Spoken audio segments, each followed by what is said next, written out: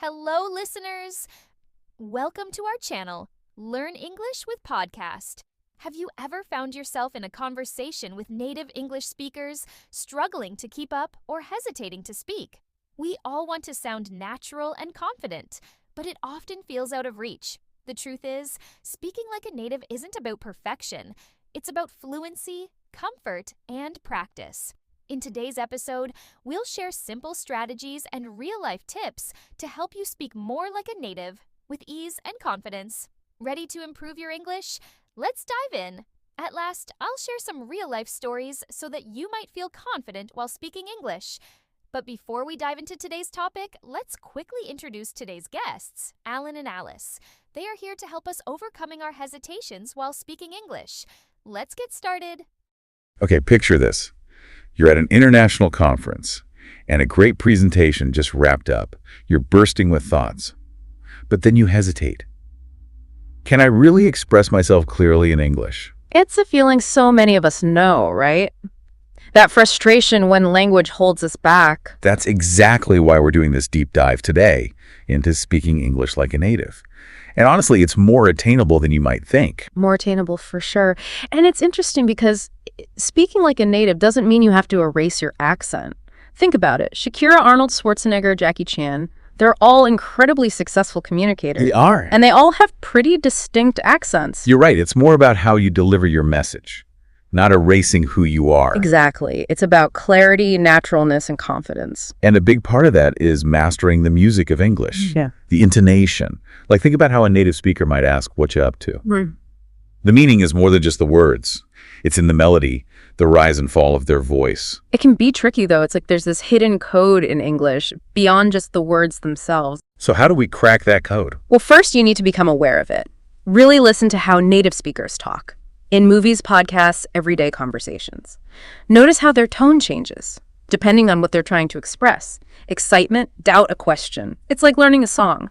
The more you listen, the more you internalize the melody. So first we train our ears, then our voices. Precisely.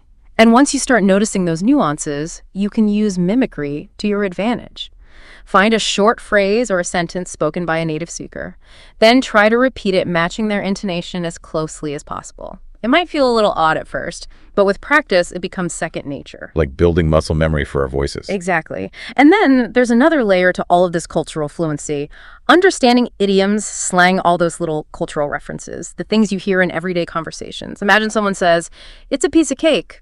Well, if you're not familiar with the idiom, you might be pretty confused. It makes sense. You could have the vocabulary, but not the cultural context. And that gives those words their true meaning. Right. And this is where things get interesting. You could have perfect grammar and pronunciation, but without that cultural fluency, you miss that connection, that real connection with native speakers. So we've got the sound, the cultural understanding. What else is super important for nailing that native-like fluency? Confidence. Even if your grammar or pronunciation isn't perfect, speaking with conviction can make all the difference. People are more likely to understand you and engage with what you're saying. I totally get that. But confidence can be hard if you're always second-guessing yourself. How do we overcome that fear? By shifting your focus from perfection to communication. Native speakers make mistakes all the time. It's about expressing yourself, not about being flawless. The goal is to be understood, not to be a walking dictionary. That's such a freeing way to think about it.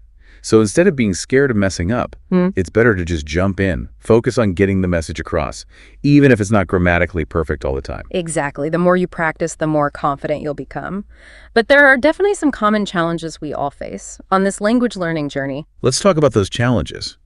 What are some of the most common ones for those of us trying to achieve that native-like fluency? Well, pronunciation can be a big one. English has sounds that just don't exist in other languages. The through sound, for instance, can be so tricky. Oh, tell me about it. I remember spending ages trying to get that sound right. It felt like my mouth was rebelling. And then there's intonation, which we already talked about. Mastering those subtle rises and falls in English isn't always easy. It's like learning a whole new musical language. Sometimes I feel like I'm speaking in a monotone, or I overemphasize things in a way that probably sounds strange to native speakers. It's a delicate dance for sure. It really is. And another common challenge is limited exposure to natural conversations. Textbooks are great for grammar rules, but they don't always reflect how people actually speak in the real world. It's true. It's like learning all the fancy dance moves. But then going to a party where everyone's just grooving freely. You nailed it. You need to immerse yourself in real-world English, the slang, the contractions, the incomplete sentences, to really grasp that natural flow. So how do we bridge that gap between textbook English and the real deal? That's where movies, TV shows, podcasts come in. Don't tell anyone, but even eavesdropping on conversations can help.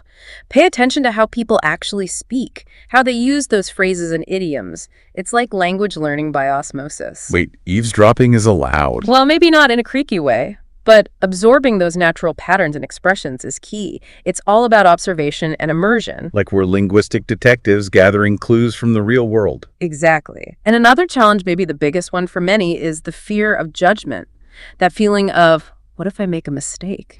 What if people think I sound silly? Oh, that fear is real. It can be so paralyzing, especially in professional or social situations, when you want to make a good impression. It's completely understandable. But remember, everyone makes mistakes, even native speakers. It's about shifting your focus from being perfect to being understood. The more you practice, the less those little slip-ups will matter. Yeah, it is reassuring. So how can we conquer this fear and build up that confidence? Finding a supportive language partner can be a game changer. Or joining a conversation group where you can practice in a safe environment.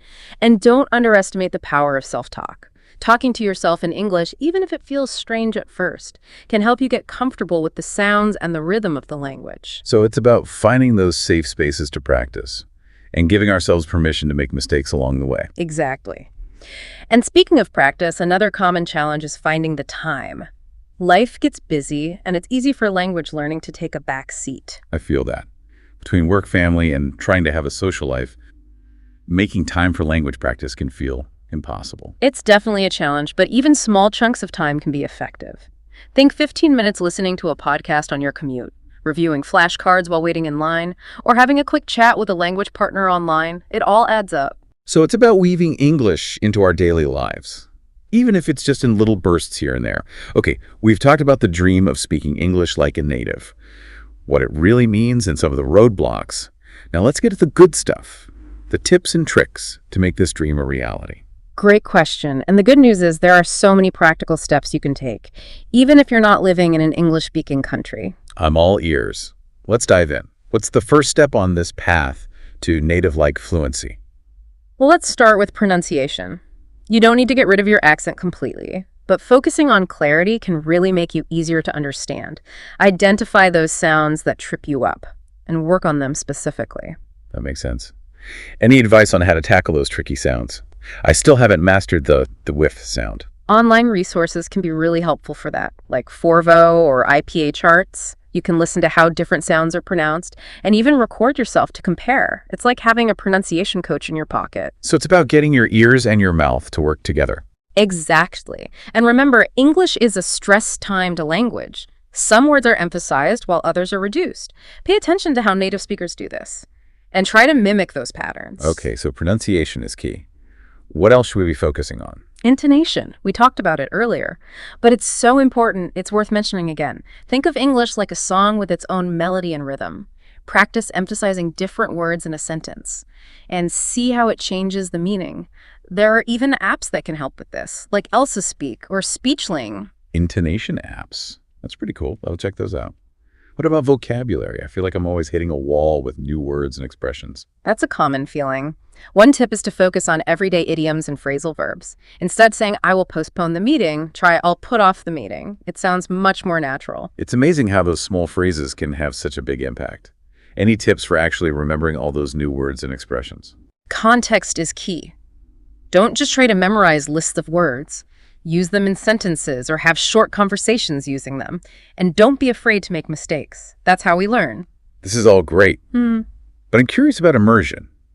I've heard it's really important for sounding more like a native speaker, but what if you can't just move to an English-speaking country? That's where you need to get Quest. Immersion can happen anywhere. Watch movies and TV shows in English, listen to podcasts, join online conversation groups. Even just changing the language settings on your phone and computer can help. So it's about surrounding yourself with the language as much as possible, even virtually. Exactly. And there's a technique called shadowing that can be really helpful. You listen to a native speaker and try to mimic their speech in real time, paying attention to their pronunciation, intonation, everything. Shadowing. That sounds intense, but I bet it's effective. It is. It's like a workout for your English skills. And don't underestimate the power of speaking to yourself. Describe your day, have imaginary conversations, practice ordering food. It might feel a little silly, but it helps you get comfortable with the language. Okay, I'm taking notes. Yeah. Speaking to myself, shadowing, immersing myself in English. What else? Remember how we talked about confidence? Building that confidence is crucial. And one way to do that is to focus on communication, not perfection. Let go of the fear of making mistakes. Embrace the fact that you're learning and celebrate your progress. Celebrating progress is so important. It's easy to get caught up in what we haven't mastered yet and forget to appreciate how far we've come. Absolutely. And don't be afraid to ask for feedback. Ask a teacher, a language partner, or use an app like Grammarly to help you identify areas where you can improve. So it's a combination of practicing, consistently embracing imperfection, and actively looking for ways to improve. Exactly. And one final tip for this part of our deep dive, be patient. Speaking like a native speaker takes time and effort. Set realistic goals, celebrate those small victories, and enjoy the journey. It's not a race. That's a crucial reminder. It's so easy to get discouraged when you feel like you're not progressing as quickly as you'd like. But just like anything worth achieving, consistency and patience are key. You got it. And remember, you're not alone on this journey. There are millions of people around the world learning English, and countless resources and communities that can support you. This has been so insightful. We've talked about what speaking like a native really means. We've discussed some of the challenges and explored practical tips. I feel inspired and ready to take my English to the next level. That's great to hear. And there's even more to discover. Now we're going to dive into some advanced techniques that can help you sound even more natural and authentic. We'll explore connected speech filler words and even humor and nonverbal communication. Get ready, things are about to get really interesting. Okay, I'm ready to take it to the next level. Connected speech filler words, humor. Bring it on. What's first on our list of advanced moves? Okay, so we've covered pronunciation, intonation, cultural fluency, even shadowing. But there's one more thing. Maybe the most important piece of the puzzle. I think I know what you're going to say. Confidence. You got it. We can know all the techniques, but without confidence. It's easy to feel like our English just isn't good enough. It's true. Like having a great voice, but being afraid to sing. So how do we overcome that fear and let our English shine? I think it's about shifting our mindset from perfection to progress.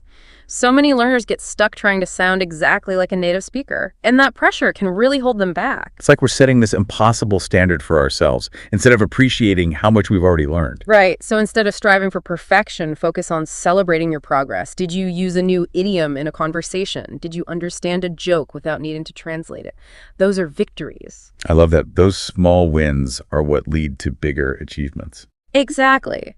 And another key to confidence is to start speaking from day one. Don't wait until you feel ready. Just jump in and practice as much as you can, even if it feels uncomfortable at first. Like diving headfirst into the pool instead of just dipping our toes in. Embrace the discomfort and learn to swim. Exactly. And remember, mistakes are going to happen, but that's okay. Every mistake is a chance to learn and grow. Like those fail videos that go viral. Sometimes those big flops can be the best teachers. I love that analogy. And one more thing. Learn to love your accent. So many learners are self-conscious about their accents, but it's a part of what makes you unique. It's true. I've actually noticed that people with accents are often seen as more interesting and engaging. It adds a certain charm. Absolutely. Your accent is a part of your story, a part of you. Embrace it. Clarity is important, but you don't need to completely get rid of your accent. Just focus on speaking clearly and distinctly, and most people will understand you perfectly. It's about finding that balance. Owning our unique voice, while making sure we're communicating effectively. Exactly. Now let's talk about practicing for real-life conversations. One really great technique is to simulate those conversations. Imagine you're at a restaurant ordering food, or asking for directions, or chatting with a coworker. So like rehearsing for those everyday interactions. Exactly. You can even role play with a friend or language partner.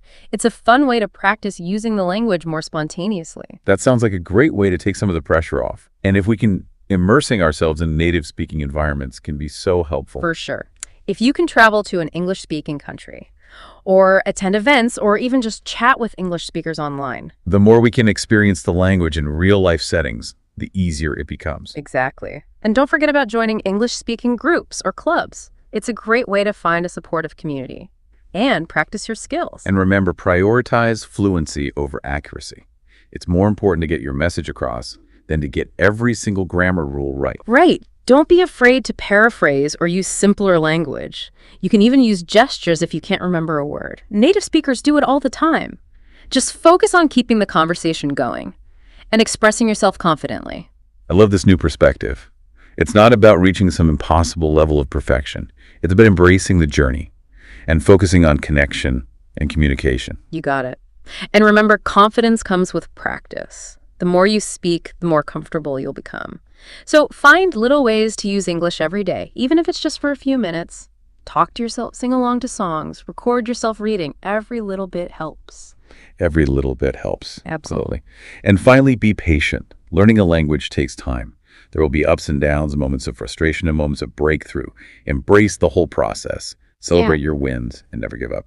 This has been a fantastic conversation. I'm so glad we could explore this together. And to everyone listening, remember, you've got this. Believe in yourself. Embrace the journey and keep those conversations going. What an amazing deep dive. We've gone from feeling intimidated by the idea of speaking English like a native to feeling empowered and excited to put all these strategies into practice. Remember, the key is to focus on progress, embrace your unique voice, and most importantly, have fun along the way. Thanks for joining us on this journey. Until next time. As I promised earlier to tell some real-life stories, so here's some. Maria from Brazil struggled with confidence in speaking English despite years of study. After joining a conversation club, she realized that native speakers were more focused on the message than her accent. By speaking more in casual settings and embracing mistakes, she became more confident and fluent. David from Spain focused on consistent daily practice rather than perfection. He set aside time to speak aloud and engage in short conversations, gradually becoming more fluent and confident in his English. Thank you for watching. Meet you in the next podcast.